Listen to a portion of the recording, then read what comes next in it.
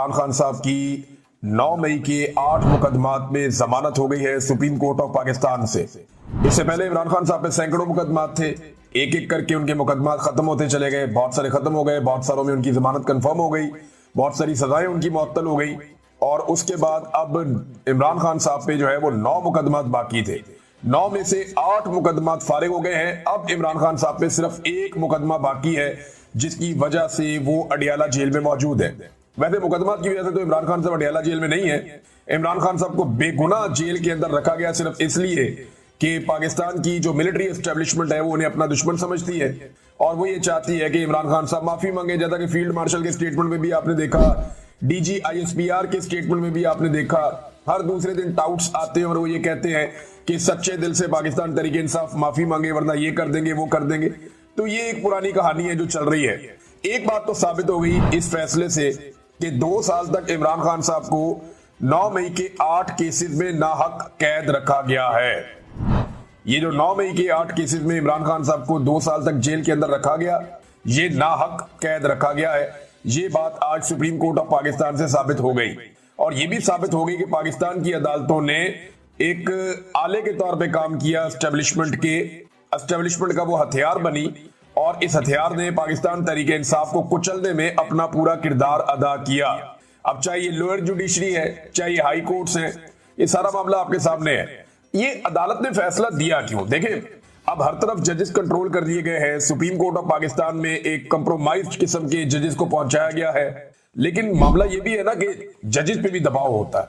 एक दिन पहले 2 मुअज़्ज़िज़ जज साहिबान ने खत भी लिखा कि जनाब गलत तरीके से अदालत चल रही है, नाइंसाफी हो रही है, कानून और आइन के मुताबिक सुप्रीम कोर्ट ऑफ पाकिस्तान को चलना चाहिए। उन्होंने निशानदेही की, वुकला का दबाव बढ़ता चला जा रहा है, जजेस के अंदर से दबाव बढ़ता चला जा रहा है। ये जब सारी चीजें होती हैं और उसके ऊपर सुहेल वड़ाइच साहब आर्मी चीफ की ख्वाहिश लाके छाप देते हैं कि जनाब इमरान खान इसलिए तो जेल के अंदर बंद नहीं है कि उसने जुर्म किए हुए, वो तो जेल में इसलिए बंद है कि वो आसिम मुनीर साहब से माफी नहीं मांग रहा या वो सच्चे दिल से माफी नहीं मांग रहा। अगर वो सच्चे दिल से माफी मांग ले तो मामला आगे बढ़ सकता है। तो सुहेल वड़ाइच साहब की तहरीरों पे तहरीरें आना शुरू हो जाती है। यूरोप के दौरे के ऊपर है भाई, आप सैर करें, लेकिन वहां पे भी ड्यूटी इतनी सख्त है कि वहां से वो तहरीरें लिख लिख के दे रहे थे ख्वाहिशात को जो है वो अमली जामा पहनाने के लिए। और ख्वाहिशात किसकी है? मिलिट्री एस्टेब्लिशमेंट की है। फील्ड मार्शल से उनकी मुलाकात होती है। ये सारी चीजें मिलकर अदलिया के ऊपर एक बहुत प्रेशर बना गई थी और अदलिया जो है बहुत बुरी तरह एक्सपोज हो गई थी। फिर एक के बाद एक तारीख हो रही है, एक के बाद एक तारीख हो रही है। अदालत के अंदर क्या हो रहा है अडियाला जेल में? वहां पे 4थी मर्तबा तारीख दे दी गई है। इमरान खान साहब का केस लगने नहीं दिया जा रहा वहां पे। ये वहां पे सूरत हाल है। सुप्रीम कोर्ट ऑफ पाकिस्तान में इसमें बार बार की तारीख दी और बिलाखिर इमरान खान साहब को बेल देना पड़ी। लेकिन इस केस में 1-2 चीजें मैं आपको बताऊं जो मैंने बात की है सहाफियों से। उन्होंने ये बताया कि जानबूझकर चीफ जस्टिस ऑफ पाकिस्तान ने बार बार ये जो केस था इसके मेरिट्स के ऊपर जाने से रोका। यानी केस के आपने मेरिट्स देखने होते हैं ना कि भाई ये गवाही सच्ची है या झूठी है। तो सुप्रीम कोर्ट ऑफ पाकिस्तान ने मेरिट्स के ऊपर जाने नहीं दिया वकला। ऐसा लगता है सुप्रीम कोर्ट ऑफ पाकिस्तान नहीं चाहती थी कि पंजाब हुकूमत या पाकिस्तान की एस्टेब्लिशमेंट या जो अदलिया है, लाहौर हाई कोर्ट हो गई, या जो दहशतगर्दी की अदालतें हैं, उनके सारे जजेस एक साथ मुतनाज़े हो जाएं, क्योंकि उन्होंने नाइंसाफी पर मबनी फैसले दिए हैं। वो पुलिस वाला टेबल के नीचे घुस गया, सोफे के नीचे घुस गया, पुलिस वाला पर्दे के पीछे छुप गया, वो इतनी दूर से 4-4, 5-5 बैरियर क्रॉस करके सारी सिक्योरिटी में से गुजरता हुआ सलमानी टोपी पहन के वो इमरान खान साहब के सामने पहुंच गया। भाई इस तरह की गवाहियों के ऊपर कौन खड़ा होता है? और एक शहर में गवाही कुछ और है, दूसरे में कुछ और है, तीसरे में कुछ और है। तो तहरीक इंसाफ तो तैयारी करके गई हुई थी, लेकिन चीफ जस्टिस ने इन मेरिट्स के ऊपर बातचीत नहीं होने दी। इससे पूरी की पूरी अदलिया जो है उसके कपड़े उतर जाते हैं। लेकिन अदलिया, ये इसका क्रेडिट जाता है किसको? देखिए, इसका एक तो क्रेडिट पाकिस्तान के अवाम को जाता है जिन्होंने हार नहीं मानी। 8 फरवरी 2024 के बाद से लेकर अब तक हार नहीं मानी और वो आज भी इमरान खान के साथ खड़े। दूसरा, पाकिस्तान के सोशल मीडिया को भी एक क्रेडिट जाता है, लेकिन सबसे बड़ा क्रेडिट जाता है इमरान खान साहब की जो कानूनी टीम है उसे। वो टकरे मारते रहे, उन्हें पता है कंप्रोमाइज कर दिया, लेकिन उन्होंने उसमें से भी अपना काम निकाला। उन्होंने इतनी टकरे मारी कि बिलाखिर वो दरवाजा खुल गया। और इसमें बैरिस्टर सलमान सफदर जो है वो बहुत तारीफ के लायक है। इमरान खान साहब की जो पूरी वकला की टीम है वो सभी मुबारकबाद के लायक है। बैरिस्टर सलमान सफदर साहब हैं, सलमान अकरम राजा साहब हैं, इन लोगों ने बड़ा अच्छा काम किया। लेकिन जो एक प्रोफेशनली मैंने देखा कि जिस वकील ने बहुत अच्छी हैंडलिंग की तमाम मामलात की और मुकदमात की, वो बैरिस्टर सलमान सफदर है। कमाल उन्होंने केसेस लड़े हैं। और जिन जिन लोगों ने उनको केसेस लड़ते हुए देखा, जिन सहाफियों ने भी देखा, उन्होंने बताया जी कि वो जबरदस्त किस्म की शवाहिद सामने रखते हैं, बड़ा टू दी पॉइंट आते हैं और बड़े अच्छे उन्होंने मुकदमात हैंडल किए हैं। बड़ी प्रोफेशनली उन्होंने इन मामलों को डील किया कि एक तरफ एस्टेब्लिशमेंट है, पूरा का पूरा एक इदारा इस काम पे लगा हुआ है, इंटेलिजेंस एजेंसियां इस काम पे लगी हुई हैं, अदलिया को कंप्रोमाइज कर दिया गया है, 26वीं आईनी तरमीम के बाद पूरे निजाम को जकड़ दिया गया है, लेकिन फिर भी वो लगे रहे। बिलाखिर इमरान खान साहब के अब 9 में से 1 मुकदमा बाकी रह गया। अब सिर्फ एक ऐसा मुकदमा है जिसमें इमरान खान साहब को जेल में रखा हुआ है। इस मुकदमे में जाने से पहले मैं आपको बताऊं कि लोगों ने बड़ा जश्न मनाया, वकला ने बड़ी खुशियां मनाई हैं। कई जगहों में वकला जो है मिठाइयां बांट रहे हैं, बार काउंसिल्स के अंदर लोग खुश हो रहे हैं, नौजवान खुश हो रहे हैं। तो एक सोशल मीडिया पे हर जगह पे एक सेलिब्रेशन है, लोग इसके ऊपर जश्न मना रहे हैं कि इमरान खान साहब की 9 मई वाला बयानिया भी जो है वो उलट गया। वहां पे भी उनकी अब जमानत हो गई है इमरान खान साहब की। नून लीग बड़ी अजीबोगरीब सूरत हाल में, उसे समझ नहीं आ रही इन जजों को गालियां देनी है या नहीं देनी, क्योंकि ये वही जजेस हैं जिन्होंने हर तरह की सहूलतकारी इस निजाम के लिए की है। ये वही जजेस हैं जिन्होंने वो सारे काम किए जो एस्टेब्लिशमेंट ने और नून लीग ने उनसे गंदे काम करवाए हैं। ये सारे वो जजेस हैं जिन्होंने मिलिट्री कोर्ट्स जैसे एक घटिया काम को भी इन्होंने जवाब फराहम कर दिया और उसके हक में फैसला दे दिया। अब जब सुबह जज तब्दील हुए ना, तो उसमें ये पूछा गया इमरान खान साहब की फैमिली से कि जनाब आपको कोई एतराज है? उन्होंने कहा कोई एतराज नहीं है, जो भी जज हमें इंसाफ दो। सिर्फ अच्छा किया उन्होंने, वरना कई जर्नलिस्ट और बाकी लोग ये कह रहे थे कि जनाब अतरफुल्ला साहब को लाना चाहिए था या शहजाद साहब को लाना चाहिए था, जो दीगर जज है, जो न्यूट्रल जजेस हैं, उनको लेकर आना चाहिए था। ये जो जज लाए गए हैं रिजवी साहब, इनके बारे में कहा गया कि जनाब ये मिलिट्री कोर्ट्स के हक में इन्होंने फैसला दिया हुआ है, ये बहुत गलत हो जाएगा। लेकिन ये पाकिस्तान तहरीक इंसाफ और इमरान खान साहब की फैमिली ने बड़ा दिल किया, उन्होंने कहा जो मर्जी जज आ जाए हमें इंसाफ दें। अब कई केसेस ऐसे होते हैं जिनमें जज के लिए भी रास्ता कोई नहीं बचता, तो बिलाखिर इमरान खान साहब की जमानतें हो गई। नून लीग की सूरत हाल अजीब है, जजों को गालियां देनी है नहीं देनी वो इस मखमसे में।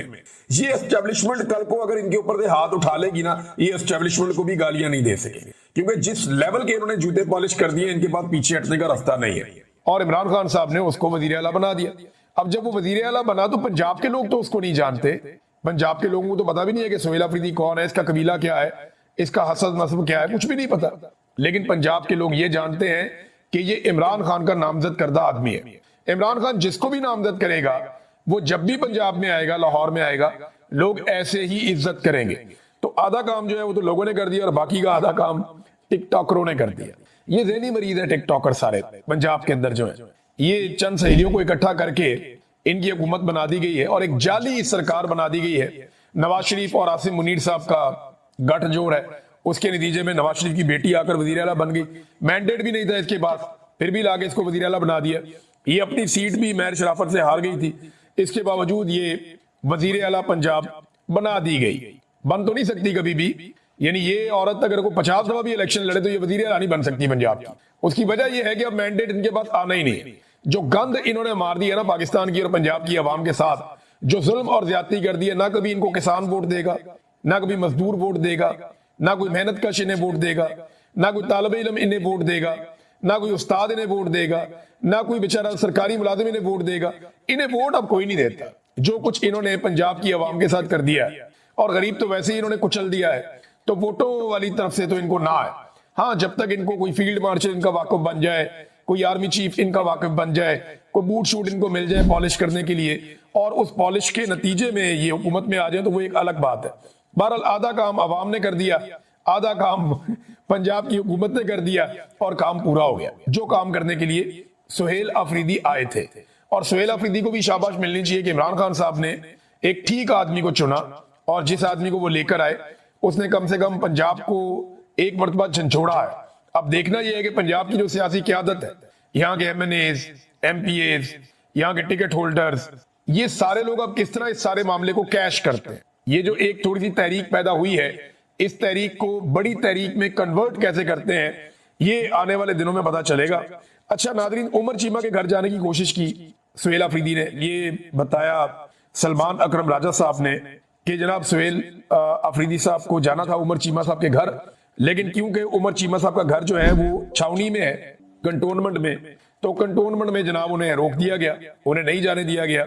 तो अब वो कह रहे हैं जी हम आज दोबारा जाने की कोशिश करेंगे, लेकिन कल उन्होंने जाना चाहा तो छावनी के अंदर घर है कंटोनमेंट में, तो कंटोनमेंट को पाकिस्तान से बाहर तो नहीं है ना। वजीर आला कंटोनमेंट में क्यों नहीं जा सकता? कंटोनमेंट किसी के बाप की जागीर तो नहीं है। कंटोनमेंट जो है वो एक छावनी का इलाका है, लेकिन पाकिस्तान का हिस्सा है।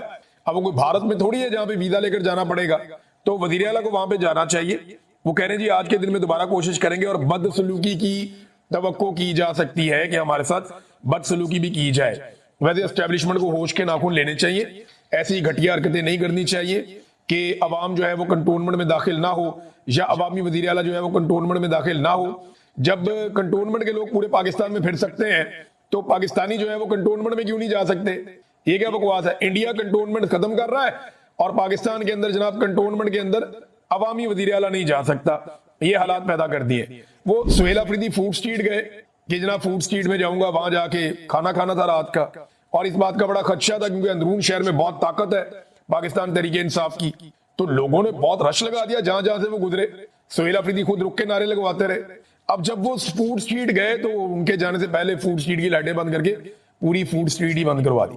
अंदाजा करें ये निजाम कितना डरा हुआ है। वो भैया एक बंदा खाना खाने जा रहा है, वहां बेशुमार लाइटें लगाई गई हैं, वो रात को जागने वाला माहौल है।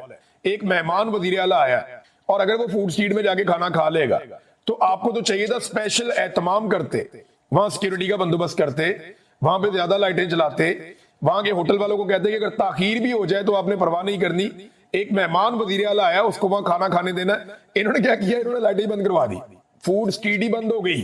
अंदाजा करें आप, ये कोई वफद आ जाए ना गैर मुल्की, छोटा मोटा कोई थर्ड क्लास मुल्क का भी कोई गवर्नर आ जाए या कोई हुक्मरान आ जाए, तो ये क्या करते हैं?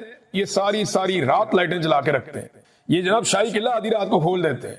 ये हजूरी बाग के अंदर बड़े बड़े प्रोग्राम करवाते हैं। लेकिन एक सूबे का वजीर आला आया और वो अवामी मुंतखब नुमाइंदा है, वहां गुडविल जेस्चर देने की बजाय फूड स्ट्रीट की लाइटें बंद कर दी।